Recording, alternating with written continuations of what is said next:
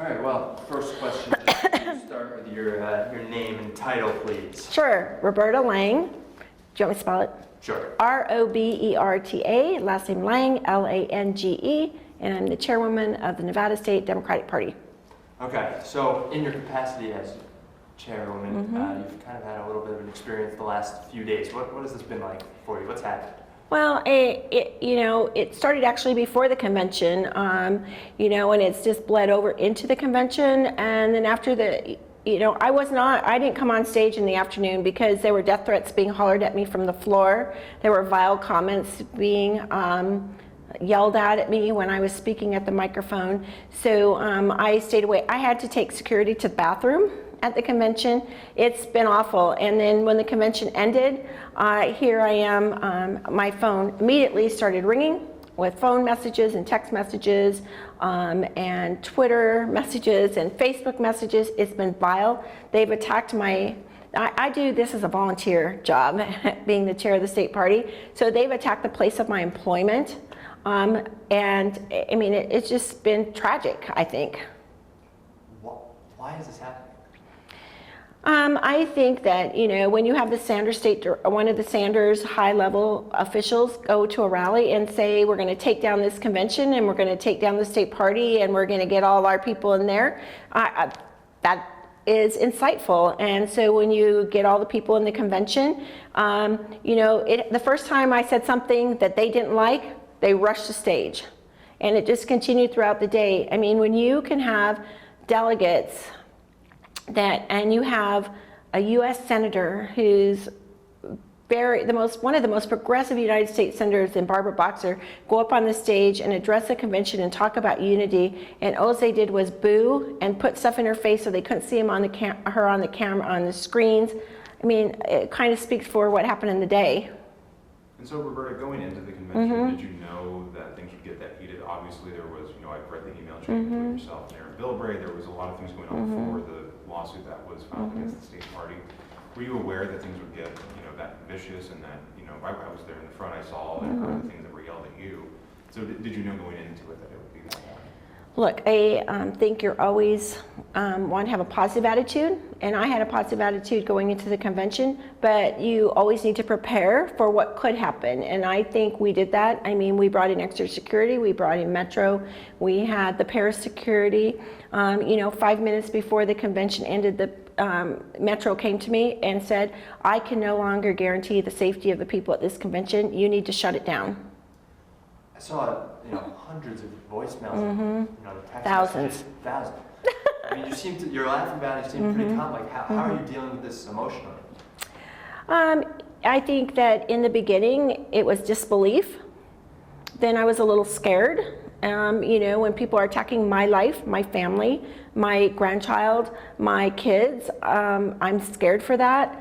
But now, and people that know me know I'm a fighter. And I'm here to fight for what's right. I'm here to defend what we did. I'm here to work to elect a Democrat and to bring unity to this party so that we have a Democrat going to the White House in November. I mean, I wrote down what I thought were some of the worst ones. I hate to bring them up, but just to get your reaction. It's okay. What's the reaction? What goes through your head when someone says, we know where you live and where your kids and grandkids go to school, F you, C word, like, I hope you suffer. Like, how do you, I don't even know, what do you think when you read that or hear it? Yeah, it really kind of takes you back. I mean, it's pretty awful. And, you take a deep breath and you say that's one person. There are millions of more that are in this to elect a Democrat. And I think about the millions more that want to do the right thing and to have unity in this party and to have a nominee, a Democratic nominee in the White House. Have you shut off your phone or change your number? How are you combating all this? Sure, I've changed my number. Of course, my Facebook is still live, my Twitter's still live, and every 1 or 2 seconds, people are texting me and emailing me and doing whatever they feel like they need to do. And it's, coming from Nevada, and it's coming up from, frankly, all over the world. So, but what these people see are snippets on Twitter that come from the Sanders campaign, and those snippets show a 30-second soundbite of what really happened in the whole convention. But you know, I would encourage people, look, it wasn't a good convention as far as the violence and stuff. There were chairs thrown at the stage. There were vile comments yelled at the stage. There was no way that the Sanders campaign wanted to participate in having a calm convention. I know that Senator Sanders sent out a press release asking for a calm and good convention moving into Saturday. That just wasn't going to happen when 2 days prior he had a senior staff person trying to incite people into bad behavior at the convention. That kind of goes into, like Yeah. he just released a statement from his campaign. Have you've gotten a chance to read it? Yes, I did. Is that an appropriate response to what's happening to you and what happened at the convention? I think what they really need to realize is that they were out organized. They came into the convention out of the county conventions having the delegate lead. And on convention day at our state convention, Hillary Clinton turned out 98% of her eligible delegates for the convention. The Sanders campaign, up to 500 people that were eligible to attend the convention did not. And this is a math problem for them. And that's what happened. Sanders did not turn out their delegates for the convention. Plain and simple. And I'm sure, you know, I could go over all the conspiracy theories. Yeah. Stewart debunked a lot of those in his Medium post. But what I'm curious about, have you heard anything from the Sanders campaign or from Senator Sanders apologizing for the comments, the text messages, the voicemails, the Twitter, all of this? Have you heard anything at all from them?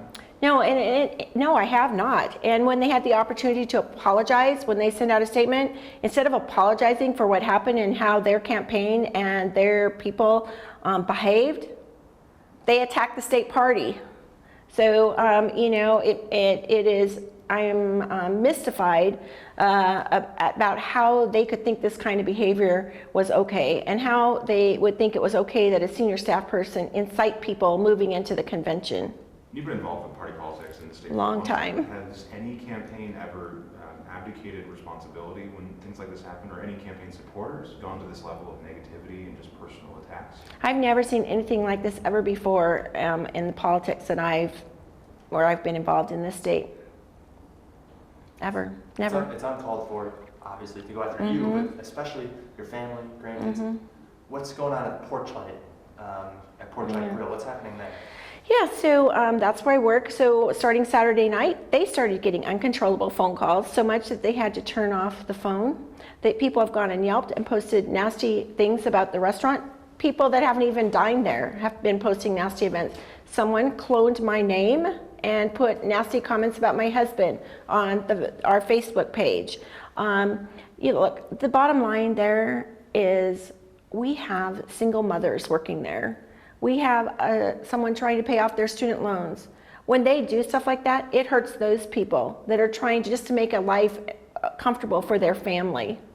And it's hurt our business. It frankly has hurt our business. And you know, I feel bad for those, you know, the owner is a huge supporter, and he has made it easy for me to do my job as chair, and I appreciate that. But it is not okay to go attack someone's business.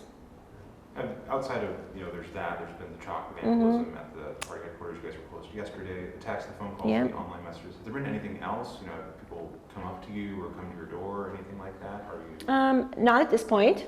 But we're prepared. Of course, we have been in contact with Metro, and this is on the top priority for them. And so, you know, people are aware that this is happening in Nevada, and you know, we're going to take whatever measures we need to do to make sure my state party staff is secure and safe. And we're going to take measures to make sure that myself, my husband, and my family is safe. It's just like, this isn't how politics should be. No. Right? Not in America.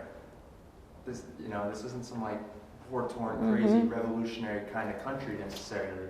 But you see this stuff happening, and I mean, it's just kind of deflating. Yeah, it's very disappointing, to say the least. I mean, that's kind of just minimizing it.